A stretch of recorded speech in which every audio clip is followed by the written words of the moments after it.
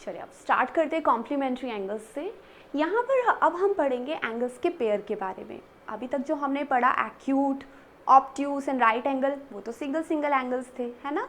एक single angle जब बिल्कुल स्ट्रेट खड़ा होते तो हम उसे कहते हैं परपेंडिकुलर। राइट एंगल 90 डिग्री, अगर वो 90 डिग्री से छोटा एंगल हम देख रहे हैं जिसकी ओपनिंग हम देख रहे हैं कि पूरा खुला यानी पूरा स्ट्रेट नहीं खड़ा हुआ एंगल है, वो थोड़ा साइड में है, ऐसे कुछ इस तरह से, तो हम इसे कहते हैं ये है हमारा एक्यूट एंगल।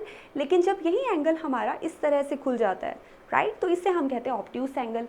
ये तो सिंगल सिंगल एंगल्स थे। अब हम बात करेंगे पेयर ऑफ एंगल्स की, यानी कि यहाँ पर एक एंगल नहीं होगा, दो एंगल्स होंगे। ठीक है, दो एंगल्स के लिए सबसे पहले मैं आपको बताऊंगी कि एडजासेंट एंगल्स क्या होते हैं, क्योंकि एडजासेंट एंगल समझने के बाद हम इसके आगे की अंडरस्टैंडिंग रखेंगे। देखिए कैसे होते हैं एडजासेंट एंगल्स। एक एंगल मैंने बनाया कुछ इस तरह से, इसका वर्टेक्स है O, क्या है ये वर्टेक्स, ठीक है, ये वर्टेक्स है, ये पॉइंट है A, ये पॉइंट है B, और हमें याद है ना कि हम इन्हें आर्म्स कहते हैं। अब इसी आर्म पर एक और एंगल हमने ड्रॉ कर दिया कुछ इस तरह से। हमने यहाँ पर अपना एक D हमने इस वर्टेक्स पर रख के इस लाइन को OB को बेस मानकर एक और एंगल ड्रॉ कर दिया। अब जो एंगल था हमारा, एक तो एंगल बना AOB, कौन सा एंगल है AOB। अब इसको बेस मानकर अगर मैंने एक और एंगल ड्रॉ किया BO, और इस पॉइंट का नाम रख देते हैं C, एंड एंगल BOC। मैंने ऐसे क्यों लिखा BOC, क्योंकि एंगल O पर फॉर्म हो रहा है ना। तो अब ये जो दो एंगल है जिसमें एक बेस जो है ना वो शेयर हो रहा है, तो इन्हें हम कहते हैं एडजासेंट एंगल्स। ये कौन से एंगल्स हैं, ये है हमारे एडजासेंट एंगल्स। ठीक है, तो आप कह सकते हैं एडजासेंट एंगल्स वो एंगल्स होते हैं जो एक के ऊपर एक बने हुए हैं, एक ही आर्म को शेयर करते हैं। एडजासेंट एंगल्स को पहचानने का एक और तरीका होता है, वो तरीका ये होता है कि इसके कोई भी, जैसे एंगल्स का जब नाम लिखा होगा ना तो उसमें दो पॉइंट सेम होंगे। जैसे देखिए AOB, यहाँ पर OB है और दूसरे वाले एंगल में भी आपको BO या OB नज़र आएगा, तो इससे भी हमें समझ आ जाएगा कि ये एंगल एडजासेंट एंगल्स हो सकते हैं। तो आपको दिख गया AOB, फिर BO पर ही हमने एक और एंगल ड्रॉ कर दिया BOC। तो ये एंगल्स कैसे कहलाएंगे, एडजासेंट एंगल। इन्हीं एंगल्स को हम हिंदी में आसन्न कोण भी कहते हैं, आसन्न कोण। ठीक है, आप इसको नोट कीजिए, फिर हम second pair of angles draw करते हैं जल्दी से।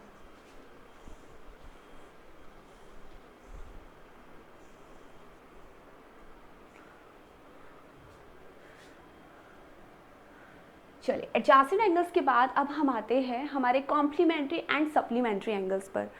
तो कॉम्प्लीमेंट्री एंगल्स कैसे दिखते हैं, कॉम्प्लीमेंट्री एंगल्स के लिए लेट्स डू वन थिंग, हम जल्दी से एक 90 डिग्री का एंगल बना लेते हैं। 90 डिग्री का एंगल तो राइट एंगल होता है, हाँ बिल्कुल होता है। एक्चुअली कॉम्प्लीमेंट्री एंगल्स क्या होते हैं, अगर दो एंगल्स, एक एंगल तो बना ये वाला OAB, AOB ये वाला एंगल, और दूसरा एंगल BOC, अगर ये दो एंगल मिलकर आपको 90 डिग्री के इक्वल एंगल दे रहे हैं तो हम इन दोनों एंगल्स को कहेंगे कि ये दोनों कॉम्प्लीमेंट्री एंगल्स है। नहीं समझ आया, देखो दो एंगल्स को जोड़ने पर अगर 90 डिग्री आ रहा है तो आप कहेंगे 90 डिग्री का ये जो पेयर बन रहा है ये कॉम्प्लीमेंट्री एंगल्स की वजह से बन रहा है। मान लीजिए ये वाला एंगल हमने ड्रॉ किया, ये था 30 डिग्री का, ठीक है, इसी के ऊपर हमने एक प्रोटेक्टर रखा और फिर हमने ड्रॉ किया और ये बना एंगल 60 डिग्री का। दोनों को ऐड करने पर 90 डिग्री आ रहा है, बिल्कुल आ रहा है। तो ऐसे एंगल जिनको जोड़ने पर 90 डिग्री आ रहा है, हम उन एंगल्स को कहते हैं, उन एंगल का जो पेयर होता है उसे हम कहते हैं कॉम्प्लीमेंट्री एंगल्स। ठीक है, याद रहेगा। कॉम्प्लीमेंट्री एंगल्स के लिए एक छोटा सा काम हमें हमेशा याद रखना है। अगर आपको कॉम्प्लीमेंट्री एंगल्स बता दिया गया है, मान लीजिए आपको मैंने कह दिया कि 35 डिग्री का एक एंगल है, आप बताइए इसका कॉम्प्लीमेंट्री एंगल कितना होगा, तो कितना इजी है निकालना। क्या करेंगे, 90 में से 35 सब्ट्रैक्ट कर देंगे और आपको मिल जाएगा इसका कॉम्प्लीमेंट्री एंगल। कैसे, देखिए दोनों एंगल्स का सम 35 डिग्री प्लस अदर एंगल, जो भी हमारा एंगल है, दोनों का सम होता है 90 डिग्री। अगर हमें अदर एंगल नहीं पता तो हम क्या कर सकते हैं, हम 90 में से 35 को सब्ट्रैक्ट करेंगे, ये 35 इस तरफ आ जाएगा, तो आप कह सकते हैं कि अदर एंगल आपका इस तरह से कैलकुलेट हो जाएगा, 90 माइनस 35, राइट। तो इस तरह से आपको पता चला कि आपका जो अदर एंगल है वो है 55 डिग्री का, राइट। 55 डिग्री और 35 ये दोनों मिलकर बनाते हैं 90 डिग्री। क्लियर है? इसको नोट कीजिए जल्दी से। चलिए आप समझते हैं कि सप्लीमेंट्री एंगल्स कैसे दिखते हैं। सप्लीमेंट्री एंगल्स या फिर इसका दूसरा नाम है लीनियर पेयर ऑफ एंगल्स, जो मैंने यहाँ पे मेंशन कर दिया है। इसका एक और नाम है जिसे आप कह सकते हैं straight line angles. Straight line angles. अब ये कैसे एंगल्स होते हैं? Supplementary angles, straight line angles या फिर लीनियर पेयर ऑफ एंगल्स ऐसे एंगल्स होते हैं जिनको ऐड करने पर 180 डिग्री आता है। मैंने तो स्ट्रेट लाइन ड्रॉ कर दी। जी हाँ, हमारे लीनियर पेयर ऑफ एंगल्स कहते हैं कि दो एंगल को जोड़ने पर अगर 180 डिग्री आ गया तो वो सप्लीमेंट्री एंगल्स है। इसका मतलब ये पॉइंट अगर O था, ये पॉइंट A है, हमने एंगल यहाँ से शुरू किया, करते करते करते एक एंगल तो हमने यहाँ पे ड्रॉ कर दिया। इस एंगल का नाम है AOB, एंगल AOB, राइट। अब हमने इसी के ऊपर, मान लीजिए ये एंगल था 60 डिग्री का, इसी के ऊपर हमने एक और एंगल ड्रॉ किया BO या OB को बेस मानकर, और वो एंगल यहाँ पर आया 120 डिग्री का। तो हमें पता चला 120 प्लस 60 हम ऐड करके 180 डिग्री के पास आ गए। यस, तो 180 डिग्री का बन गया AOB प्लस BOC। तो हम कह रहे हैं कि angle AOB plus BOC 180 degree है, और 180 डिग्री का एंगल एक स्ट्रेट लाइन होता है, जैसे हमने अभी डिस्कस किया था।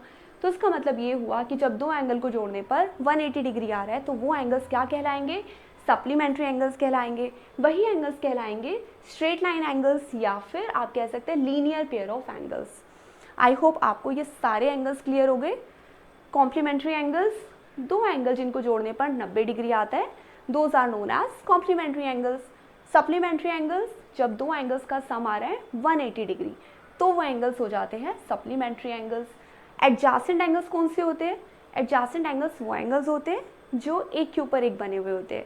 एक ही आर्म पर जब दूसरा एंगल हम बना देते हैं तो फिर उन दोनों एंगल्स को हम कहते हैं एडजासेंट एंगल्स। ठीक है, ये हो गया। अब रह गया last point, vertically opposite angles कैसे होते हैं। वर्टिकली ऑपोजिट एंगल्स यानी अगर हमने दो स्ट्रेट लाइंस ली, स्ट्रेट लाइंस है ना, और एक दूसरे को ये इंटरसेक्ट कर रही है, क्या कहते हैं हम इसको? इंटरसेक्ट। यस, अगर दो स्ट्रेट लाइन एक दूसरे को इंटरसेक्ट करे किसी पॉइंट पर, मान लीजिए इस लाइन का नाम है L, है ना, और इस लाइन का नाम है L1 और L2। लेट्स टेक, अगर ये दो लाइन्स है, एक का नाम है L1 और एक का नाम है L2, ये दोनों इंटरसेक्टिंग लाइन्स है, एक दूसरे को इंटरसेक्ट यानी कि क्रॉस कर रही है। तो आपको यहाँ पर कुछ एंगल्स नज़र आ रहे हैं, एक ये वाला एंगल और एक ये वाला एंगल। जी, इन दोनों एंगल्स को हम कहते हैं vertically opposite angles. Vertically opposite angle.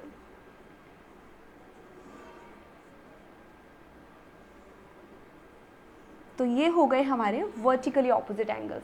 अब आप पूछेंगे कि इन दोनों के सम की भी कोई थियोरी है, और मैं आपको बताती हूँ इन दोनों के सम की थियोरी नहीं है, लेकिन इसकी थियोरी ये है कि ये दोनों एंगल्स हमेशा इक्वल होते हैं। जी, देख रहे हैं आप, जितना इन दोनों लाइंस को एक दूसरे के पास लेकर आएंगे, लेट्स से इनके बीच का एंगल यहाँ पर कम करेंगे तो ये एंगल ऑटोमेटिकली कम हो जाएगा, है ना। तो इसलिए ये दोनों एंगल हमेशा इक्वल होते हैं।